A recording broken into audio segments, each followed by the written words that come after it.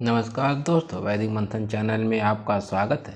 पिछली वीडियो में हमने देखा कि मेगास्थनीज को किसने भेजा था, किसके दरबार में आया था, उन्होंने 12 वर्षों तक किसके दरबार में रहा था, और हमने यह भी देखा कि उन्हें इंडिका में क्या क्या लिखा है भारत के बारे में। ये इंडिका जो किताब है, इसके और कई लेखक भी हैं। इंडिका में वर्णित विद्वान वर्ग, खेतिहर वर्ग, पशुपालक वर्ग, कारीगर वर्ग, सैनिक वर्ग, दुकानदार वर्ग, कारीगर वर्ग को कितना मान और सम्मान दिया जाता था। इस इंडिका का उल्लेख डियोडोरस सिलूकस, स्ट्राबो, भूगोल के लेखक प्लिनी तथा एरियन की इंडिका में मिलती है। आइए अब और बातों को जानने की कोशिश करते हैं कि मेगास्थनीज ने इंडिका में और क्या क्या लिखा है। सत्ता और संस्कृति का संघर्ष। राजतंत्र में सत्ता प्राप्ति हेतु सत्ता का संघर्ष होता है, और किसी भी स्थान, क्षेत्र या देश में सांस्कृतिक बदलाव हेतु संस्कृति का संघर्ष होता है। इस बात पर सभी लोगों को विशेष ध्यान देना चाहिए। भारत में पुरातात्विक उत्खनन से जो भी साक्ष्य अभी तक मिले हैं, वह सभी साक्ष्य सम्यक संस्कृति के पक्ष में ही हैं। उसके अलावा अन्य किसी भी संस्कृति का कोई साक्ष्य नहीं मिला है। बात सत्ता की है। जो सत्ता कौन नहीं पाना चाहता है? हर कोई चाहता है कि सत्ता मुझे मिल जाए और मैं उस सत्ता का संचालक बन जाऊं, लेकिन उसके लिए बल और बुद्धि दोनों का होना आवश्यक होता है। ऐसे किसी को सत्ता नहीं मिलती है। जैसे ही किसी सत्ताधारी वंश या सत्ताधारी दल के शासक में बल और बुद्धि का श्वास होता है, वैसे ही उसका प्रतिद्वंदी उसके सत्ता पर हमलावर हो जाता है। इसलिए राजतंत्र हो या लोकतंत्र, दोनों परिस्थितियों में सत्ता और संघर्ष का अन्योन्य आश्रय संबंध से तुलना की जाती है। बस अंतर इतना है कि राजतंत्र में सत्ता का हस्तांतरण शारीरिक युद्ध, हत्या द्वारा होता है, और लोकतंत्र में सत्ता का हस्तांतरण चुनावी युद्ध, वोट द्वारा होता है। बात सम्यक संस्कृति की चल रही है। इस संस्कृति में सत्ता हस्तांतरण हेतु कई संघर्षों का साक्ष्य मिला है। इन सब सत्ता संघर्षों में जो प्रमाण मिलता है, उन सब प्रमाणों में पिता पुत्र के साथ संघर्ष का मिलता है, भाई भाई के साथ संघर्ष का मिलता है, पड़ोसी राजा के साथ संघर्ष का मिलता है, और राजा अमात्य के साथ भी संघर्ष मिलता है। इसलिए जिस काल में राजतंत्र रहा है, या जिस स्थान पर आज भी राजतंत्र है, वहाँ सत्ता प्राप्ति हेतु शारीरिक संघर्ष होना स्वाभाविक प्रक्रिया मानी जाती है। यह कोई नई बात नहीं है। सम्यक काल की ज्ञात सभ्यता सम्राट बिंबिसार हर्यक वंश से शुरू होती है, जो सत्ता संघर्ष के बाद क्रमशः नागवंश, नंदवंश, मौर्य वंश, सातवाहन वंश, शक वंश, शुंग वंश, और सम्राट अशोक के बाद सातवाहन या यवन और शुंग वंश का उदय होता है। सम्राट अशोक के बाद सातवाहन वंश, यवन और शुंग वंश का उदय होता है। कण्व वंश, पहलव वंश, कुषाण वंश, गुप्त वंश और हुण वंश, वर्धन वंश, पाल वंश जैसे राज घरानों पर हस्तांतरित होती गई।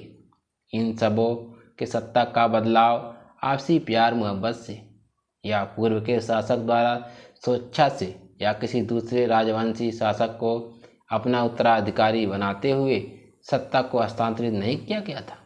इन सभी लोगों की सत्ता आपसी द्वंद्व, घात प्रतिघात द्वारा हत्या के बाद ही बदली थी।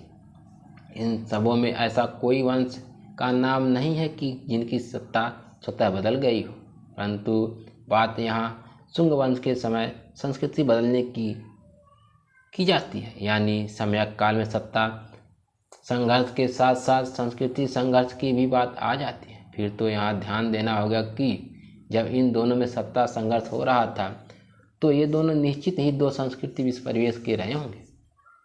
तभी तो एक के बाद जाने के बाद जब दूसरा आता है, तो पूर्व की संस्कृति को बदल देता है, पूर्व की विरासत को नष्ट करने लगता है या नष्ट कर देता, और उस स्थान पर वर्तमान का अनुयायी अपने मतों के अनुसार नए आराध्य स्थल का निर्माण कराने लगता है या कर देता है। लोग ऐसी घटना को ही सत्ता और संस्कृति दोनों का संघर्ष कहते हैं।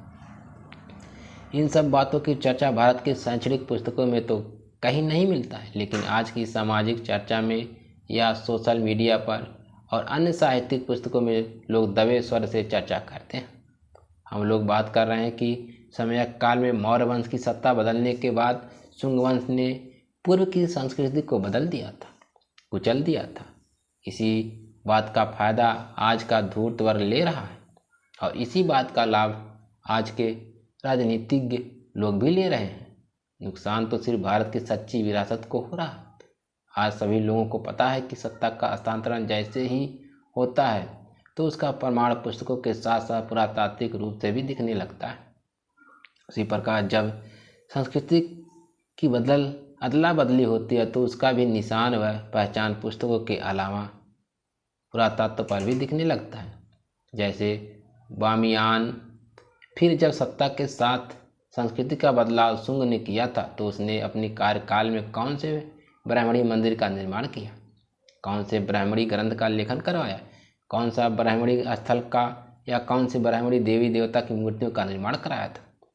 इसका भी तो पुरातात्विक प्रमाण मिलना चाहिए था, लेकिन पुरातत्व के नाम पर सिर्फ समय काल की ही सभ्यता मिलती है। आइए ऐसा क्यों हुआ, इसको देखते हैं। घालमेल कैसे हुआ है। निश्चित एजेंडा के तहत लेखन करने वाले कुछ लोग सिर्फ कागज की नाव बनाकर बैतरनी या समुद्र पार कराना चाहते हैं, जबकि ऐसा कभी कुछ नहीं है। वास्तविकता को नाव पुरातत्व बनाए, तभी उस नाव पर बैठकर समुद्र को पार कर पाएंगे। पुरातात्विक प्रमाणों की बात यहीं पर आकर खत्म नहीं होती है। आज के समय एक निश्चित एजेंडा के तहत लेखन हो रहा है, जिसके बारे में पूरा एक अध्याय ही इस पुस्तक में दे रहा हूँ। जैसे आज निश्चित एजेंडा के तहत लेखन का प्रयोग शैक्षणिक क्षेत्रों के साथ साथ दैनिक समाचार वाले टीवी चैनल या अखबार के साथ साथ सोशल मीडिया पर ज़बरदस्त तरीके से प्रसारित किया जा रहा है। अब जब प्रसारित किया जा रहा है तो इसका प्रभाव भी तो जनता पर पड़ना स्वाभाविक ही है। आज उसी का परिणाम है कि एक निश्चित लेखनी द्वारा ईसा से 1500 वर्ष पूर्व में वैदिक युग, ईसा से 885 वर्ष पूर्व में ब्राह्मणी युग और ईसा बाद 4वीं शताब्दी में ब्राह्मणी कल की अवतार को स्थापित करने का कुछ चक्र चल रहा है।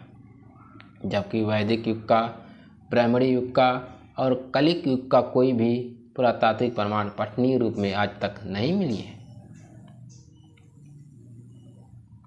जब शुंग के पूर्व सभी शासक बौद्ध और शुंग के बाद भी जितने शासक हुए वे सारे बौद्ध और प्राकृतिक गुण धर्म स्वभाव के अनुयायी थे, तो फिर ये इकलौता शुंग ब्राह्मण और वैदिक अनुयायी कैसे हो सकता है। अगर जातियों की उत्पत्ति हो गई थी तो फिर किसी भी सम्राट के अभिलेखों पर किसी जाति का नाम लिखा हुआ क्यों नहीं मिलता। सवाल बहुत हैं, लेकिन एक भी प्रश्न का साक्ष्यजनक जवाब देने वाला कोई नहीं है। आज बस इतना ही, फिर मिलेंगे अगली वीडियो में। तब तक के लिए नमस्कार।